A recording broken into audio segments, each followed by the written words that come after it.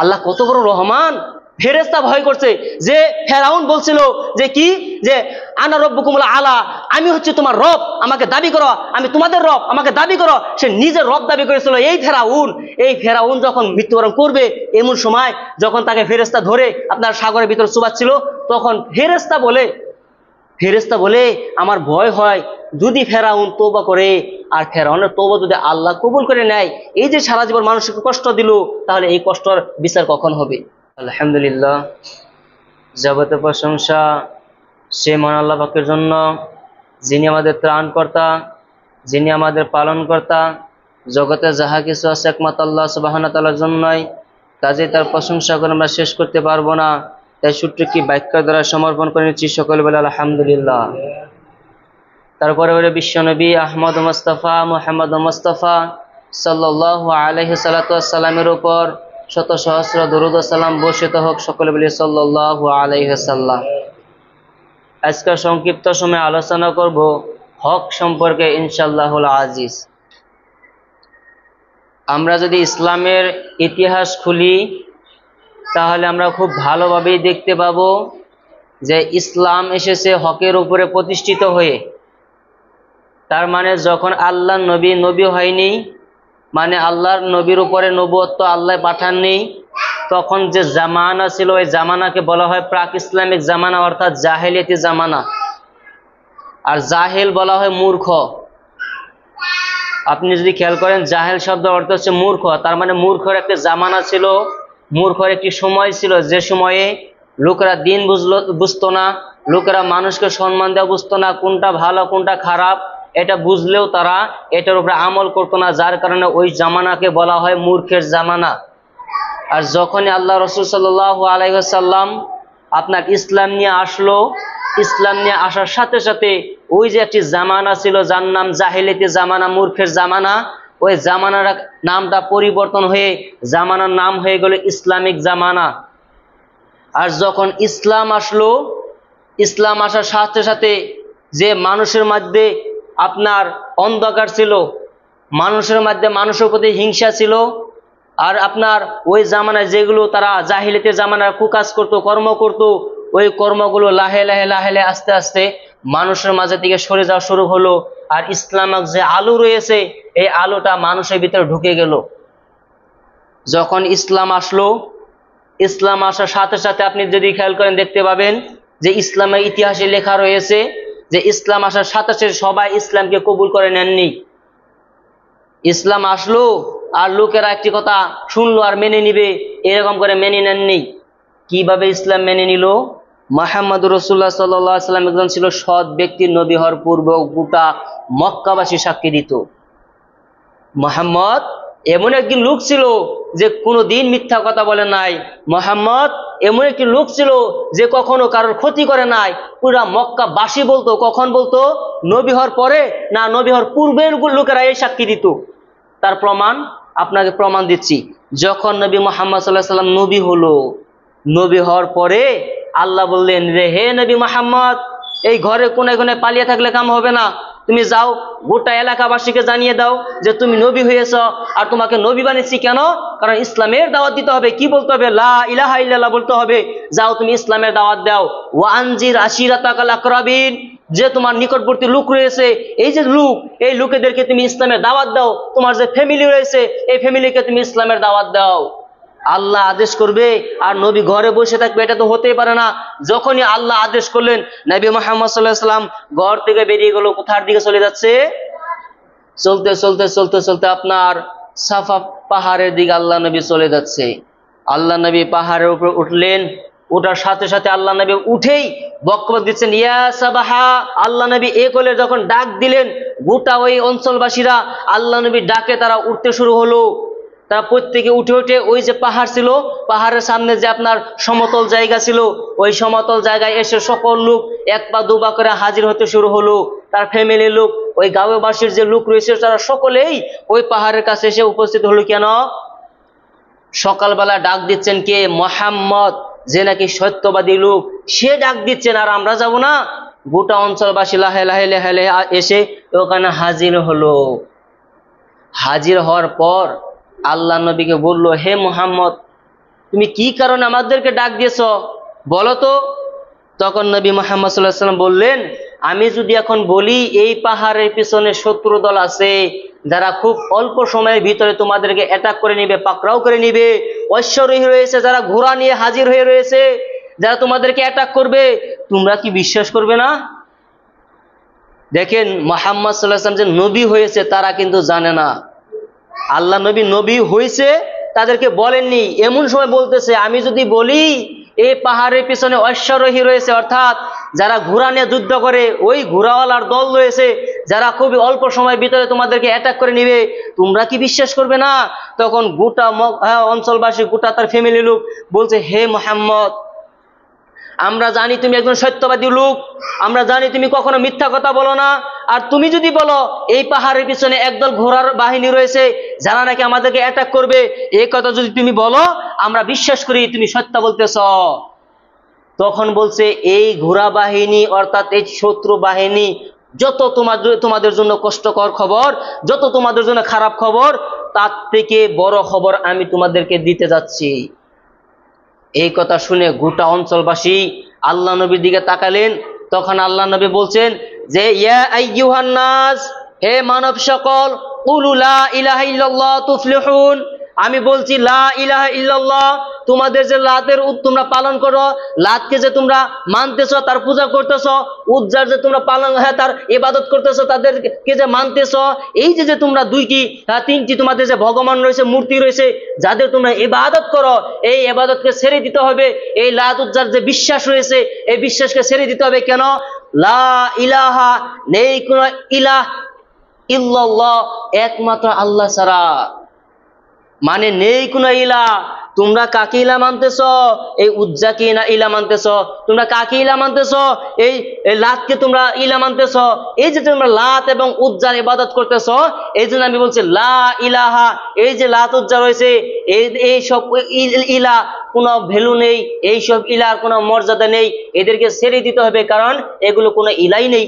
যখন এই কথা বলল আল্লাহ নবী, তখন গোটা অঞ্চলবাসী বলতে লাগলো, হে মুহাম্মদ, তুমি কি আমাদেরকে এই সকালবেলা এই খবর শোনানোর জন্য ডাক দিয়েছ? আর কোনো খবর পাওনি? এই কথা বলার জন্য আমাদেরকে বলছো? তখন তারা সকলেই তাদের যে দল রয়েছে ভেঙে ভেঙে যাওয়া শুরু করলো, যে মুহাম্মদ এটা কি বললো। ওই দিন থেকে পাঁচ লেগেছিল কে?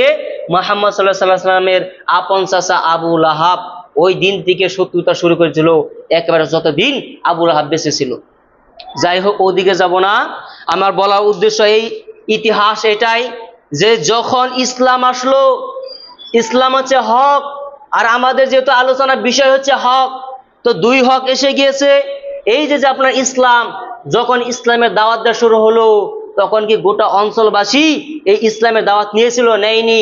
খুব অল্প সংখ্যক মানুষ দিয়েই এই ইসলাম প্রচার হয়েছে। যেমন আমরা জানি যে বদর যুদ্ধ ছিল, যে যুদ্ধের ব্যাপারে আল্লাহ নবী সাল্লাল্লাহু আলাইহি ওয়াসাল্লাম বলেছেন যে বদর যুদ্ধে যতজন লোক অংশগ্রহণ করেছিল তারা প্রত্যেকেই আল্লাহর জান্নাতে যাবে, কেউ জান্নাত থেকে বিরত থাকবে না। বদর যুদ্ধে কতজন লোক ইসলাম গ্রহণ করেছিল? মানে কতজন লোক বদর যুদ্ধে যুদ্ধ করেছিল? 313 জন লোক মুসলিমদের হয়ে তারা যুদ্ধ করেছিল। আর এই 313 জনের উপরে হাত রেখে আল্লাহ নবী তাদের হাত রেখে ওয়াদাবদ্ধ হয়েছে কি, যে এই 313 জন লোক যদি পাপও করে তথাপিও তাদেরকে আল্লাহ মাফ করে দিবে, অর্থাৎ তারা জান্নাতে চলে যাবে। আর ওই 313 জন লোক, আপনি ভাবছেন যে সহজ ব্যাপার যুদ্ধ করা? আল্লাহ এই কথা কেন ঘোষণা দিলেন যে বদর যুদ্ধ সকল 313 জন লোক আল্লাহর জান্নাতে ঢুকবে? কেন ঢুকবে? যুদ্ধ তো অনেক করেছিল, তাহলে এদের ব্যাপারে এত আপনার ভিআইপি কেন ঘোষণা? এই জন্য ঘোষণা, বদরের যুদ্ধে যারা যুদ্ধ করেছিল তারা নিজের বাপের বিরুদ্ধে যুদ্ধ করেছিল, বাপ নিজের সন্তানের বিরুদ্ধে যুদ্ধ করেছিল। আপনি চিন্তা করে দেখেন যে বাপের উপরে সন্তান কিভাবে তরল উঠাতে পারে। এমন একটি ঘোষণা এসেছিল যে জনক এক সাহাবী, তার হাতের কাছে একটা তরোয়াল ছিল, আর সে বলতেছে যুদ্ধের পরে, বদর যুদ্ধর আপনার যুদ্ধ হয়ে গেছে, তারপরে বলতেছে যে বেটা, যখন তুমি মুহাম্মদের তরফ থেকে তুমি যুদ্ধ করেছিলে আর আমি কাফেরদের পক্ষ থেকে যুদ্ধ করেছিলাম, মানে বাপ বেটা একটা সময় কাফের ছিল, বেটা মুসলিম হয়ে গেছিল, বাপ কাফের ছিল, আর এই বাপ পরে যখন মুসলিম হয়েছে তখন এই কথাটা বলতেছে যে বেটা, যখন তুমি আমার বিরুদ্ধে যুদ্ধ করেছিলা ওই দিন তুমি বারবার দেখছি আমার তরোয়ালের সামনে এসেছিলা, আমি কোপ দিব, হ্যাঁ আমি আঘাত করব, দেখি আমার সন্তান, তখন আমি আমার হাতটাকে থামিয়ে দিয়েছিলাম। এইভাবে একবার নয় দুইবার নয় অনেকবার তুমি আমার সামনে এসেছিলা, আমি তোমাকে হত্যা করি নাই। যখন এই কথা বললো, সন্তানের জবাব শুনে সন্তান কি বলে, বাবা তোমার কপাল ভালো যে আমি তোমার তরোয়ালের পিছনে পড়েছিলাম বা তলে পড়েছিলাম আর তুমি আমাকে হত্যা করো নাই। যদি বাই চান্স যদি দুইজন লোক আমার সামনে আসতো আর আমি তরোয়াল দিয়ে একজন লোককে হত্যা করতে যাইতাম, আমি তাকে হত্যা না করে আগে তোমাকে হত্যা করে নিতাম। বদর যুদ্ধের সাহাবীদেরকে আল্লাহ এই জন্যই বলে নাই যে তোমরা জান্নাতে চলে যাবে। ঈমান দেখেন যে তুমি ছিলা কাফের আর আমি কাফেরের বিরুদ্ধে যুদ্ধ করতে আসছি, আর আমার সামনে যদি দুইজন লোক আসে, অর্থাৎ একজন কাফের আর তুমি আমার পিতা, দুইজন লোক যদি আমার সামনে থাকতো আর আমি যদি ওই কাফেরকে মারতে যেতাম, আমি ওই কাফেরকে না মেরে প্রথমে তোমাকে মারতাম, তারপরে ওই কাফেরকে মারতাম। ঈমান দেখেন। তো ওই দিন কয়জন লোকেরা আপনার ইসলামের পক্ষে যুদ্ধ করেছিল? মাত্র 313 জন। কাফের কতটি ছিল? 1000 ছিল। তার মানে কি সব সময় হকের পক্ষে মানুষ কম আর বাতিলের পক্ষে মানুষ বেশি। এখন আজকের ডেটে আপনি যদি প্রমাণ চেতে চান তাহলে আমি আপনাকে দিতে পারি, এই সমাজে আমার জানা মতে মোটামুটি 70 থেকে 75 বার মানুষ রয়েছে। আর এখানে অবস্থা দেখেন, তার মানে মসজিদে আসবে কারা? যারা হকের পথে রয়েছে, অর্থাৎ মসজিদে খুব অল্প সংখ্যক মানুষই আসবে। যতই আপনি ওয়াজ করেন, যতই আপনি বক্তব্য দেন, যতই লোকেদেরকে কোরআন খুলে খুলে তাফসীর করান, খুব অল্প সংখ্যক মানুষই আসবে। কারণ এখানে তো আমরা কারা? যার উপরে কোরআন নাযিল হয়েছে তার মুখে শুনে শুনে তার হাদিস বাক্য আমরা পড়ে পড়ে আপনাদেরকে শোনাচ্ছি। আর যার উপরে কোরআন নাযিল হয়েছে, যার প্রত্যেকটা কথাই হাদিস, তিনি লোকেদেরকে হাদিস শোনান, তিনি লোকেদেরকে কোরআন শোনান, তারপরেও অল্প সংখ্যক লোকই তার কথা শুনে। তার মানে আমাদের কথা লোকেরা শুনবে না, খুব অল্প সংখ্যক মানুষ শুনবে। কারা শুনবে? যারা নাকি হকের পথে রয়েছে। আপনি মনে মনে এই ধারণা করবেন না যে একজন লোকের বড় বড় দাড়ি, পাঞ্জাবি রয়েছে, মাথায় টুপি রয়েছে, বগা টুপি, আর এই লোকটি পরহেজগার হয়ে গেছে, এই লোকটি হকের পথে রয়েছে। এটা মোটেও আপনি চিন্তা করবেন না। যে ব্যক্তির দাড়ি নাই ওই ব্যক্তিও হকের পথে থাকতে পারে, যে ব্যক্তির মাথায় টুপি নেই ওই ব্যক্তি হকের পথে থাকতে পারে, যে ব্যক্তি ছোট ছোট গুনাহ করে তবু প্রত্যেকটা নামাজের সময় নামাজ পড়ে নেয় ওই ব্যক্তি হকের পথে থাকতে পারে। শুধু দাড়িওয়ালা লোক, এই যে পাঞ্জাবি রয়েছে, টুপি রয়েছে, এই টুপি দিয়ে কোনো মানুষকে হক বলে আপনি প্রমাণ করতে পারবেন না। কারণ পাঞ্জাবি টুপি হচ্ছে কি লেবাস। আর আল্লাহ বলে আমি মানুষের পাঞ্জাবি টুপি দেখি না, আমি মানুষের দিকে অন্তর, কার অন্তরে আমার প্রতি কতটুকু ভয় রয়েছে, ওয়াত্তাকুল্লাহ, আমি দেখি যে আল্লাহকে তারা কতটুকু ভয় পায়। যে ব্যক্তি যতটুকু ভয় পায় তার ভিতরে অতটুকু হক রয়েছে, তার ভিতরে অতটুকু পরহেজগার রয়েছে। কাজেই আল্লাহ সুবহানাহু ওয়া তাআলা প্রত্যেকটা মানুষের অন্তর দেখে। এই জন্যই তো কোনো হুজুর বলতে পারে না বেটা তুই নামাজ পড়ছ না তুই জাহান্নামে চলে যাবি। বলতে পারতো যে তুই নামাজ পড়ছ না তুই তো জাহান্নামে চলে যাবি, না বলতে পারে না। কেন? এমন একটু সময় এসে যাবে আর গোটা যে গুনাহ করেছে গোটা গুনাহ এক বহায় সে তওবা করে সে পরহেজগার হয়ে যেতে পারে, কত নেকির মালিক হয়ে যেতে পারে। তার জীবনে যদি 200 কোটি আপনার গুনাহ করে, ওই 200 কোটি এক বহায় সে নেকি বানিয়ে নিতে পারে। এই জন্যই বলা যায় না যে কে এই লোকটি জাহান্নামে চলে যাবে। কারণ মৃত্যুর সময়ও সে তওবা করলে আল্লাহ বলে তার তওবা আমি কবুল করে নিব। মৃত্যুর সময় কতক্ষণ আগ পর্যন্ত? যদি মালাকুল মউতকে দেখে নেয় আর তওবা করে, তওবা কবুল হবে না অতক্ষণ পর্যন্ত, যতক্ষণ পর্যন্ত না মালাকুল মউতকে সে দেখবে না অতক্ষণ পর্যন্ত তার তওবা কবুল হবে। মালাকুল মউতকে দেখে নিছেন আর এখন বলছেন যে কি আমি তওবা করলাম, আমি আল্লাহকে মেনে নিলাম, যত দিন বেঁচে ছিলাম আমি সব গুনাহ আমি এখানেই তওবা করে নিলাম। আল্লাহ বলে এটা হবে না। কারণ ফেরাউনও যখন সুবান খেয়েছিল তখন বলেছিল যে কি আনা মিনাল মুসলিমিন, আমি মুসলিম হয়ে গেলাম। যখন এই কথা বললো যে আমি মুসলিম হয়ে গেলাম, ফেরেশতা তার ঘাড়ের মধ্যে ধরে আরো বেশি চুবাতে শুরু করলো। আর ফেরেশতার ভিতরে ভয় ছিল, ফেরেশতার ভিতরে ভয় ছিল, বলে যে কি আমার ভয় হয় যে আল্লাহ না জানি এই ফেরাউনকেও ক্ষমা করে দেয়। আল্লাহ কত বড় রহমান।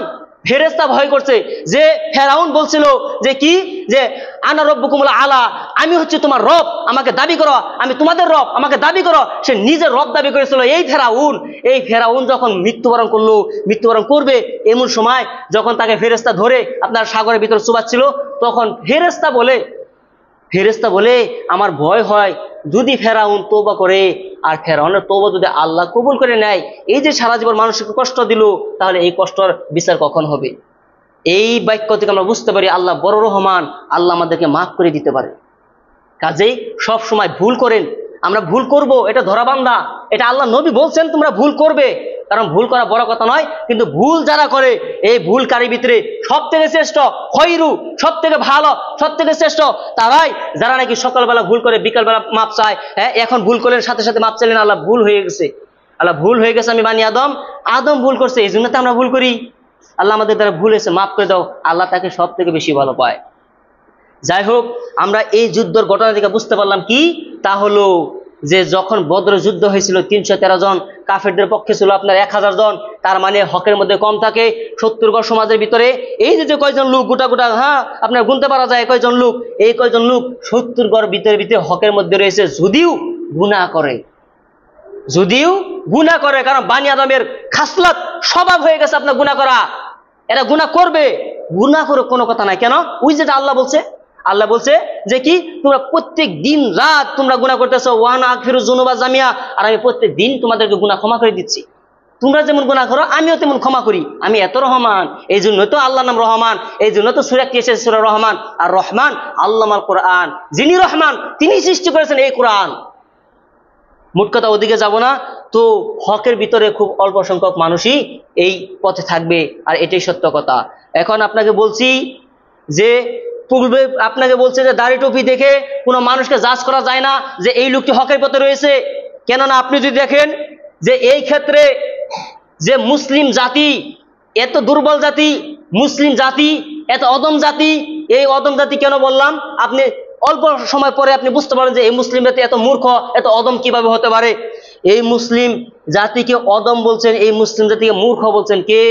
আপনাকে সহজ ভাষায় বলছি, ডক্টর আব্দুল্লাহ জাহাঙ্গীর স্যারের ভাষায় একটি সুন্দর বাক্য, তা হলো কি তিনি মৃত্যুবরণ করেছেন, কিন্তু তার প্রত্যেকটি কথা যতদিন মানুষ মৃত্যুবরণ না করবে এই বাক্য প্রত্যেকটা মুসলিমের ভিতরে ঢুকবে। তাহলে কি ডক্টর আব্দুল্লাহ জাহাঙ্গীর স্যার বলছিলেন যে মুসলিম জাতি ওই জাতি যাদের মাথায় বুদ্ধি নেই, যাদের জ্ঞান নেই, যারা কি করে আলু কিনতে যায়, যারা নাকি পটল কিনতে যায়, যারা নাকি আপনার বেগুন কিনতে যায়, মরিচ কিনতে যায়, তারা কিনতে গিয়ে প্রত্যেকটা বস্তু, প্রত্যেকটা আলু ঘুরিয়ে ঘুরিয়ে ঘুরিয়ে ঘুরিয়ে বারবার দেখে দেখে কিনে নেয়। কেন? সে অনেক চালাক, যেন দোকানদার আমাকে ভুল বস্তু দিয়ে আমাকে ঠকাতে না পারে, দোকানদার দাড়ি পাল্লার তলে কোনো পচা আলু দিয়ে আমাকে ঠকাতে না পারে। এরা হচ্ছে ওই মুসলিম যে মুসলিমের হাতে যখন ইসলাম আসে তখন তারা একবারও ওই আলুর মতো, ওই পটলের মতো, ওই পেঁয়াজের মতো ঘুরিয়ে ঘুরে দেখে না এই হাদিসটা আমার হুজুর সাহেব কি ভালো কথা বললো না মিথ্যা কথা বললো, এটাকে আল্লাহ নবীর হাদিস নাকি জাল হাদিস না মওকুফ হাদিস। এই মুসলিম জাতি ওই মুসলিম জাতি যেখানে তাদের জীবন পড়ে রয়েছে, যে দিন কিয়ামতের বিচার হবে ওই দিন যদি তাদের আমল বাতিল হয়ে যায়, সকল লোক দলে দলে জাহান্নামে চলে যাবে। এত ভয়ঙ্কর কথা শোনার পরেও এই মুসলিম জাতি পটল আলু দেখে দেখে কিনে, কিন্তু হাদিস কোরআনের ক্ষেত্রে তারা দেখে দেখে আমল করে না, এই মুসলিম জাতি। আর এক শ্রেণী হুজুর রয়েছে যারা নাকি সত্যকে কবর দিয়ে তারা বাতিলকে মানুষের মাঝে প্রচার করতেছে, যদিও তাদের চোখে পড়ে যে এই কথাটা ভুল। কেন? এই জন্য তা আল্লাহ বলছেন যে হুজুর দিয়ে প্রথম জাহান্নাম উদ্বোধনী করা হবে। তাহলে কোন হুজুর যাবে? ওই হুজুরই যাবে যে হুজুর সত্যকে আপনার দাফন করে মিথ্যা প্রচার করতেছে। আর ওই সব হুজুরদেরকে একদল লোক অন্ধ মুকাল্লিদ করে, অন্ধ তাদের প্রতি আমল করে, তাদের ভালোবাসে, খুব ভালোবাসে, দেখছে যে এই লোকটি দেখতে খুব ভালো, লোকটির কথা সুখ ডাইরেক্ট আমাদের অন্তরে লাগে, কাজে এই লোকটির কথা যদি যেহেতু আমাদের অন্তরে লাগে, কাজে এই লোকটি অবশ্যই সত্য কথা বলতেছে। অবশ্যই যখন কোনো হুজুর সাহেব কোনো মানুষকে আপনি দেখবেন যে যখন কোনো মানুষের অন্তরে দুঃখ লাগে, আর ওই সময় যদি তাকে কেউ আইন আপনার অল্প ভালো কথা বলে যে দুঃখ হয়েছে তুমি ছেড়ে দাও, এরকম হবে, এই হবে, ওই হবে, তখন সে সান্ত্বনা পায়।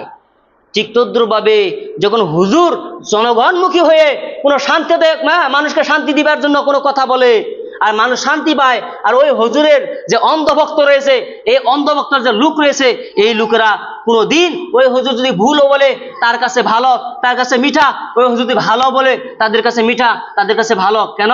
সে অন্ধ মুকাল্লিদ। এই জন্য মুহাম্মদ রাসূলুল্লাহ সাল্লাল্লাহু আলাইহি ওয়াসাল্লাম বলেছেন, ভালো করে শুনে রাখুন, তাহলে কি মান আমেলা আমালান লাইসা আলাই আমরুনা ফাহুয়া রাদ, যে ব্যক্তি এমন কোন আমল করলো আর যে আমল আমি নবী মুহাম্মদ করি নাই, ফাহুয়া রাদ, তা প্রত্যক্ষত তা গ্রহণযোগ্য হবে না। যদিও মক্কার ইমাম আপনার আব্দুর রহমান সুদাইসও যদি ওই কথা বলে যে কথা আল্লাহ নবী মুহাম্মদ সাল্লাল্লাহু আলাইহি সাল্লাম কোশ্চিন কালেও বলে নাই, কোশ্চিন কালেও এটা আমল করে নাই, আর ওই কথা যদি মক্কার ইমাম আব্দুর রহমান সুদাইস সেও যদি বলে, তথাপিও সেটা প্রত্যেকটা তো তা গ্রহণযোগ্য হবে না। আর এটা তো দুনিয়ার সামান্য হুজুর দুই এক ফোঁটা পরে আমরা বক্তব্য দিচ্ছি, কোনো জ্ঞানই নাই। কেন জ্ঞান নাই? কারণ বিশাল আপনার যে সাগর রয়েছে, এই সাগরের ক্ষেত্রে আল্লাহ সুবহানাহু ওয়া তাআলা কোরআন উল্লেখ করেছেন কালিল, একেবারে সামান্য নগণ্য জ্ঞান দিয়েছে মানুষকে। আর এই নগণ্য জ্ঞান দিয়ে মানুষ আপনার মহাকাশে চলে যাচ্ছে, সামান্য জ্ঞান দিয়ে মানুষ রকেট বানাচ্ছে, সামান্য জ্ঞান দিয়ে লোকেরা কি করতেছে, আপনার গাড়ি মোটর মোবাইল আপনার গুগল চালাচ্ছে। কি দিয়ে? এই সামান্য জ্ঞান দিয়ে। কি আল্লাহ বলছে কালিল কালিলান, সামান্য জ্ঞান মানুষকে দেওয়া হয়েছে। কতটুকু সামান্য? সাগরে যদি একটা সুইকে নামানো হয়, হ্যাঁ, আর ওই সুইকে উঠানোর পরে ওই সুইয়ের মাথায় যতটুকু পানি ধরে তার থেকেও কম বা অতটুকু মানুষকে জ্ঞান দেওয়া হয়েছে। আর এই জ্ঞানের ঠেলায় লোকেরা মহাকাশে পৌঁছে যায়, আর ওই জ্ঞান দিয়ে লোকেরা বক্তব্য দিচ্ছে। তাহলে কতটুকু জ্ঞান রয়েছে, কতটুকু জ্ঞানের অধিকারী? কাজেই প্রত্যেকটা মুসলিমকে কোরআন পড়তে হবে, প্রত্যেকটা মুসলিমকে হাদিস বুঝতে হবে। যদিও আপনি মাদ্রাসায় পড়েন নাই, আপনি মোবাইলে পড়তে পারেন। যদি আপনি মাদ্রাসায় পড়েন নাই, আপনি কোরআন দুই একটি ছোট ছোট ছেলেদের কাছ থেকে, মাদ্রাসায় পড়া ছেলেদের কাছ থেকে আপনি কোরআন শিখতে পারেন। শিখে অন্তত আপনি বক্তব্য না দিতে পারলেন, অন্তত এতটুকু তো বুঝতে পারবেন যে হুজুর কি বলতেছে, হুজুর সত্য বলতেছে না মিথ্যা কথা বলতেছে, এতটুকু বুঝতে পারবেন। কারণ বর্তমানে এমন একটি জামানা, একটি কথা দুইজনে বলে, একজনের চাকরি থাকে, একজনের ফাঁসি হয়, একটি কথা। তাহলে কেমন ধর্ম, কেমন মুসলিম, কেমন মুসলিমের মধ্যে আমরা বসবাস করতেছি যে সেম কথা একজন বলে সে চাকরি পায়, একজনে বলে তার জেল হয়। তার নাম কি জানেন? মিশরের তাফসীরে জালালাইনের যে লেখক, মিশরের আপনার সাইদ কুতুব শাহিদ নামে একজন লোক ছিল, যে তাফসীরে আপনার জালালাইন লিখেছিল। বিশাল আকারের আপনার তাফসীর। এই যে আমরা কোরআন পড়তেছি, এই কোরআনের যে তাফসীর, আমরা এই আয়াতগুলো তাফসীর ইবনে কাসির, তাফসীরে জালালাইন, এ তাদের কিতাবে থেকে আমরা পড়ে পড়ে আপনাদেরকে বলতেছি। এই যে তাফসীর লিখেছে, সে কলেমার দাওয়াত দিয়েছিল। কলেমার দাওয়াত দেওয়ার পরে গোটা মিশরে আন্দোলন শুরু হয়ে গেল। কি আন্দোলন শুরু হয়ে গেল? যে এই কুতুব সাহেব এই কথা বলতেছে, লোকেদের মাঝে তো ইসলাম পালন করার জন্য আপনার জোশ উঠে গেছে, এরা ইসলাম পালন করবে, এই হককে তারা মেনে নিবে, এই বাতিলকে তারা বরখাস্ত করবে, বাতিলকে তো বরখাস্ত করবে, বাতিল এই অঞ্চলে থাকতেও দিবে না। যখন এরকম দেখা শুরু করলো, সরকারের ঘোষণা করে দিল যে সাইদ কুতুবকে ফাঁসি দিতে হবে।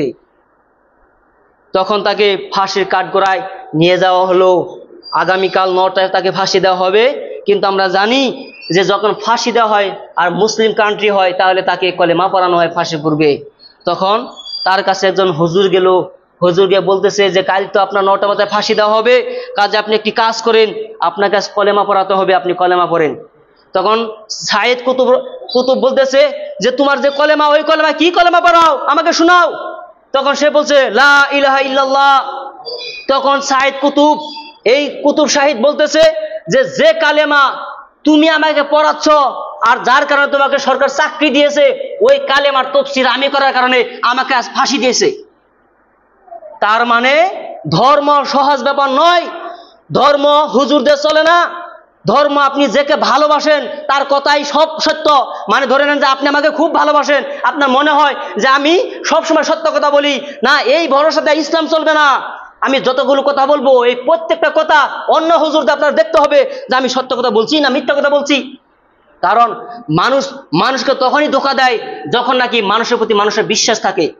যখন মানুষের প্রতি অন্ধবিশ্বাস হয়ে যায়, এই লোকটি সবসময় সত্য কথা বলে, এই লোকটি কখনো আমাকে ধোঁকা দিবে না, তখনই মানুষকে ধোঁকা দেয়। কাজে মনে রাখতে হবে, যখনই আপনি দেখবেন যে কোনো হুজুরের প্রতি আপনার পুরোপুরি বিশ্বাস হয়ে গেছে যে এ যে কথা বলবে সে কথাই সত্য বলবে, তাহলে ইসলাম এভাবে আপনি পালন করলে তাহলে ওই অবস্থা হবে যে কি পরকাল হারাবেন।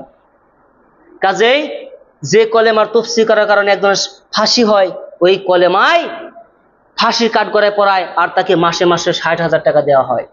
কাজে বুঝতে হবে যে হক সবসময় হকই থাকবে, তবে হকের বিরুদ্ধে সবসময় বাতিল থাকবে। এই বাতিলকে খুঁজে খুঁজে বের করে আপনাকে হক বের করতে হবে, আর ওই হক বের করে আপনাকে আমল করতে হবে। যেভাবে জাহাঙ্গীর স্যার বলছিল কি যে তোমরা যেমন পটল কিনতে গিয়ে, আলু কিনতে গিয়ে দেখে দেখে তোমরা আলু কিনো, পটল কিনো, তদ্রুপ ভাবে যখন তোমার সামনে কোনো লোক হাদিস বলবে, ওই হাদিসটাকে আলু পেঁয়াজের মতন ঘুরিয়ে ঘুরিয়ে ঘুরিয়ে ঘুরিয়ে তারপরে আমল করবে। কেননা ওই যে বললাম কিয়ামতের দিন আল্লাহ নবী হাজির হবে হাসরের ময়দানে। আর একদল লোক আল্লাহ নবীর সামনে আসবে, হঠাৎ পর্দা পড়ে যাবে। আল্লাহ নবী বলবে, এরা না আমার উম্মত। তখন ফেরেশতা এসে বলবে যে আল্লাহ নবী আপনি জানেন না, আপনি যখন মৃত্যুবরণ করেছিলেন এইসব লোক, এইসব দল যারা নাকি আপনার নাম দিয়ে তারা এমন আমল করতো যে আমল আপনি করেন নাই, তারা বিদআত সৃষ্টি করেছে, এরা নতুন আবিষ্কার করেছে, কাজেই এদের মাঝে আর আপনার মাঝে কি পড়ে গিয়েছে, এই পর্দা পড়ে গেছে। তখন আল্লাহ নবী বলবেন, সোহকান সোহকান লিমান গায়্যারা, আমার সামনে থেকে চলে যাও, দূর হয়ে যাও, তোমাদেরকে আমি দেখতে চাই না, এখান থেকে সরে যাও। ওই দিন কি অবস্থা হবে আপনি চিন্তা করেন। যেদিন আল্লাহ নবী বলবে যে চলে যাও, একমাত্র সুপারিশকারী থাকবে মুহাম্মদ রাসূলুল্লাহ সাল্লাল্লাহু আলাইহি ওয়াসাল্লাম।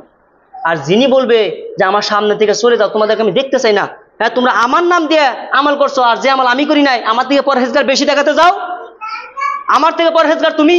যে মুহাম্মদ সাল্লাল্লাহু আলাইহি ওয়াসাল্লাম শুনছিল যে কি, যে ইহুদি খ্রিস্টানরা মুহররমের রোজা রাখে কয় তারিখে, আপনার 9 তারিখে, 10 তারিখে।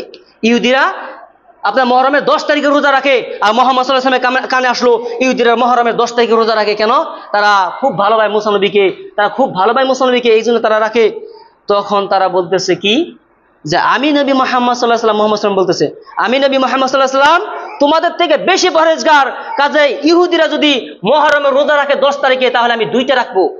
তাহলে কি 9 তারিখে থাকবো ইহুদিদের বিরোধী করার জন্য, 9 তারিখে থাকবো আমরা রোজা, আর 10 তারিখে থাকবো ইহুদিদের বিরোধিতা করার জন্য। যেটাই হোক, কোনো ব্যক্তি যদি 10 তারিখে রোজা রাখে 11 তারিখেও রাখতে পারে, কেন? ইহুদিদের বিরোধিতা করতে হবে, কারণ মুহাম্মদ সাল্লাল্লাহু আলাইহি ওয়াসাল্লাম বলছেন প্রত্যেকটা কাজে তোমরা ইহুদি খ্রিস্টানদের বিরোধিতা করো। ইহুদি খ্রিস্টানরা দাড়ি চুল পাকলে তারা কালার করে না, কাজে তোমরা কি করো, দাড়ি চুল পাকলে কালার করে নাও। কেন? ইহুদিদের বিরোধিতা করতে হবে। ইহুদিরা মুহররমের 10 তারিখে রোজা রাখে, আমাদের তো 10 তারিখে রাখতে হবে, কাজে তোমরা 9 তারিখে রাখো, কেন? তাদের বিরোধিতা করতে হবে। অথবা 11 তারিখে রাখো, কেন? তাদের বিরোধিতা করতে হবে। এই হচ্ছে নবী মুহাম্মদ সাল্লাল্লাহু আলাইহি ওয়াসাল্লাম। আর তার জীবনে যতগুলো কথা বলছে, আর এরপরেও যদি কোনো ব্যক্তি বাড়িয়ে বাড়িয়ে করতে চায় আর নিজেকে হকপন্থী মনে করে, তাহলে ওই ব্যক্তি মুহাম্মদ সাল্লাল্লাহু আলাইহি ওয়াসাল্লাম থেকে বেশি পরহেজগার হতে হবে। যে মুহাম্মদ সাল্লাল্লাহু আলাইহি ওয়াসাল্লাম সিজদায় যেত, আর হযরত আয়েশা বলতো আল্লাহ নবী বোধহয় আর বেঁচে নাই, তিনি মৃত্যুবরণ করেছেন, কারণ একজন লোক 1-2 ঘন্টা কিভাবে সিজদায় পড়ে থাকতে পারে? ওই নবী মুহাম্মদ সাল্লাল্লাহু আলাইহি ওয়াসাল্লাম থেকে বেশি পরহেজগার আমরা। যে ধর্ম বানিয়ে নিচ্ছি, ধর্ম বাড়িয়ে নিচ্ছি, মানুষ বলে 3 দিনা খাওয়াই, মানুষ বলে 40টা খাওয়াই, ফরজ নামাজে পরে মোনাজাত ধরি, আমরা কি ধর্ম বেশি বুঝি? বেশি বুঝি না। কাজে আমাদেরকে চেঞ্জ করতে হবে, সব সময় হকের প্রতি থাকতে হবে। 100 জন লোক যদি আপনার সামনে মোনাজাত ধরে, আর আপনি বলবেন যে আমি যদি মোনাজাত না ধরি কেমন দেখা যায়, এটা তো খুব খারাপ। হক এইরকমই, হক সব সময় তিতা, আর হকের পথে যে থাকবে সব সময় আপনার কি থাকবে, এমন অবস্থায় থাকবে। হক সব সময় আন্ডা দেয় না, হক কিছু কিছু সময় মানুষকে ডান্ডাও দেয়। আপনাকে খুব সহজ ভাষায় 2 মিনিটে শেষ করে দেবে একটি ঘটনা, তাই আপনি বুঝতে পারবেন যে হক কেমন বিষয়। আল্লাহ নবী সাল্লাল্লাহু আলাইহি ওয়াসাল্লাম বলছেন যে মান রাআ মিনকুম মুনকারান ফালিয়ুগাইয়িরহু বিয়াদি, যদি তোমার চোখের সামনে কোনো লোক ভুল করে আর তুমি তাকে দেখো, তাহলে তাকে হাতের দ্বারাই তা পরিবর্তন করে চেষ্টা করো। যদি ফাইল্লাম ইস্তাতি, যদি সেখানে তোমার কোনো ক্ষমতা না থাকে, তা ফাবি লিসানি, তাহলে তুমি মুখের দ্বারা তা পরিবর্তন করে দেওয়ার চেষ্টা করো। ফাইল্লাম ইস্তাতি, যদি সেখানেও তোমার কোনো ক্ষমতা না থাকে, তাহলে ফাবি কলবি, তাহলে অন্তরে ঘৃণা করো। যেহেতু এই অন্তরে ঘৃণা করার পরে আর কোনো পথই নাই, কাজে ফাযালিকা আদাফুল ঈমান, আর এটা হচ্ছে ঈমানের সবথেকে দুর্বল ঈমান। তার মানে যে ব্যক্তি আপনার সামনে বাতিল প্রচলন করবে, যে ব্যক্তি আপনার সামনে ভুল করবে, তার বিরোধিতা করতে হবে, একথা মুহাম্মদ সাল্লাল্লাহু আলাইহি ওয়াসাল্লাম বলছেন। আর বিরোধিতা করার পরেও দেখেন আল্লাহ নবী কি বলছেন, ফাযালিকা আদাফুল ঈমান, এটা হচ্ছে ঈমানের সবথেকে দুর্বল ঈমান। চিন্তা করেন যে সব সময় কি করতে হবে, যে ব্যক্তি বাতিল আপনার সামনে আনবে ওই বাতিলের বিরোধিতা করতে হবে। না হলে ওই যে দাউদ আলাইহিস সালামের জামানায় লোকেদের কি অবস্থা হয়েছিল, কি হয়েছিল? নবী দাউদের ছিল গলার সুর অনেক ভালো। নবী দাউদ সাগর পারে গিয়ে কোরআন তেলাওয়াত করতেছে, কোরআন মানে জবুর, তার উপরে যেটা নাজিল হয়েছে জবুর, এই জবুর আপনার তৌরাত নাজিল হয়েছিল, এই তৌরাত পড়তেছে। তৌরাত পড়ার যে সুর, এই সুরে গোটা সাগরের মাছ উঠে উঠে এসে নবী দাউদের আপনার এই জবুর আপনার তৌরাতের তেলাওয়াত শুনতেছে। এই তেলাওয়াত যখন মাছ শুনতে আসে, ওই অঞ্চলের লোকেরা মাছ ধরা শুরু করে তার তেলাওয়াত না শুনে। তখন আল্লাহ আইন জারি করে দিল কি, যে শনিবারে যেহেতু দাউদ নবী তেলাওয়াত করে, কাজে শনিবারে মাছ ধরা হারাম। যখন হারাম ঘোষণা করে দিল, তখন গোটা অঞ্চলের লোক বলছে হ্যাঁ ঠিকই আছে, আমরা শনিবারে মাছ ধরবো না। যেহেতু হারাম বলছে, তাহলে তা মাছ ধরা যাবে না। কি করব, শনিবারে আমরা মাছকে বেড়া দিয়ে রাখবো, রবিবারে ধরবো। দেখুন কিরকম শয়তানি বুদ্ধি তাদের মাথায়। শনিবারে মাছ আসবে, পুরো জাল দিয়ে বেড়া দিয়ে রাখবো, আমরা রবিবারে মাছ ধরবো। এই কথার উপরে 3 দল হয়ে গেল। এক দল হলো কি, আমরা মাছ ধরবো না, রবিবারে ধরবো, মাছ বেড়া দিয়ে রাখবো। এক দল কি, তারা চুপ থাকলো, যারা মাছ ধরবে তাদেরকেও কিছু বলবো না, আর যারা মাছ নিবেও না, কিছু করবো না, তাদেরকেও কিছু বলবো, আমরা ধরবো না, মানুষকেও কিছু বলবো না। 2 নম্বর দল। আর 3 নম্বর দল হলো কি, যে আমরা নিজেরাও মাছ ধরবো না শনিবারে, আর কেউ ধরতে গেলে তাদেরকে আমরা বাধা দিব, তাদের বিরোধিতা করব। এই 3 দল বের হয়ে গেল।